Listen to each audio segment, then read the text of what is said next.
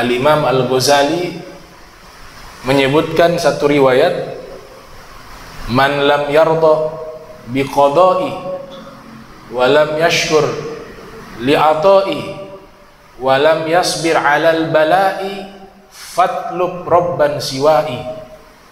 Siapa yang tidak ridho, man lam yarda biqada'i, dengan ketetapanku, kata Allah. Ini teksnya hadis qudsi. Man lam yarda biqada'i, siapa yang tidak ridho dengan ketetapanku, walam yashkur li'ata'i, dan tidak bersyukur dengan pemberianku, walam yasbir 'alal bala'i, walam yasbir 'ala bala'i, dan tidak bersabar atas ujianku, fatlub rabban siwa'i, silakan cari Tuhan selainku. Ini bahasa firman Allah dalam bentuk al-hadis al-qudsi, hadis qudsi. Jadi bukan berarti orang yang mengalami problem dan ujian dalam hidupnya itu adalah orang yang dibenci oleh Allah. Ternyata manusia-manusia yang dicintai oleh Allah, mereka para nabi, mereka diberikan ujian yang paling berat. Itu adalah konsekuensi daripada keimanan. Ketika makin tinggi keimanan seseorang, maka Allah akan mengujinya sesuai dengan kapasitas keimanannya kepada Allah Subhanahu wa ta'ala. Diumpamakan seperti kayu gaharu. Kayu gaharu itu kayu yang mengeluarkan aroma wangi. Namun kalau tidak dibakar, dia tidak akan wangi. Kapan wanginya itu bisa keluar dan tercium? Di saat dibakar. Di saat dibakar, maka keluarlah wewangian dari kayu gaharu.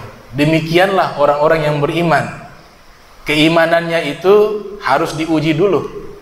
Dirinya harus dibakar dulu, sehingga akan keluar kemuliaan.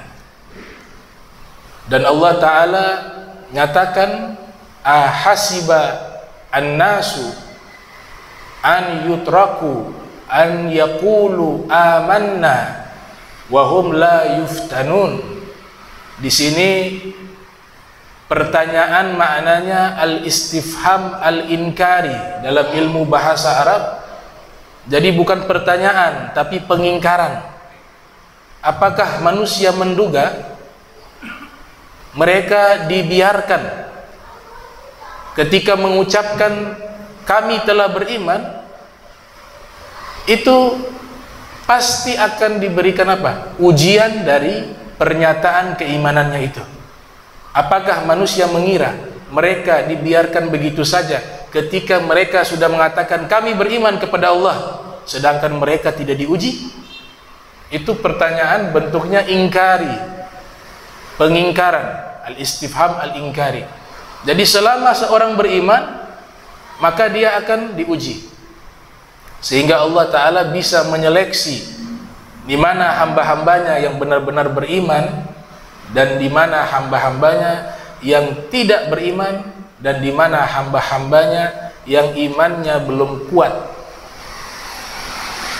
Maka Nabi kita Muhammad sallallahu alaihi wasallam, beliau pernah menyatakan di dalam hadis, asyaddun nasi bala'an al-anbiya thummal amthal fal amthal. Golongan manusia yang paling berat ujiannya adalah para nabi. Kemudian orang-orang yang semisal mereka. Kemudian orang-orang yang semisal mereka. Yubtala ar-rajulu ala hasabi dinih. Fa in kana dinuhu solban ishtadda bala'uh. Allah uji seseorang tergantung dengan kadar agamanya. Makin kuat ia berpegang dengan agamanya, makin kuat keimanannya, maka makin dahsyat ujiannya. Selaras dengan hadis Nabi, Nabi katakan, idza ahabballahu 'abdan ibtalah.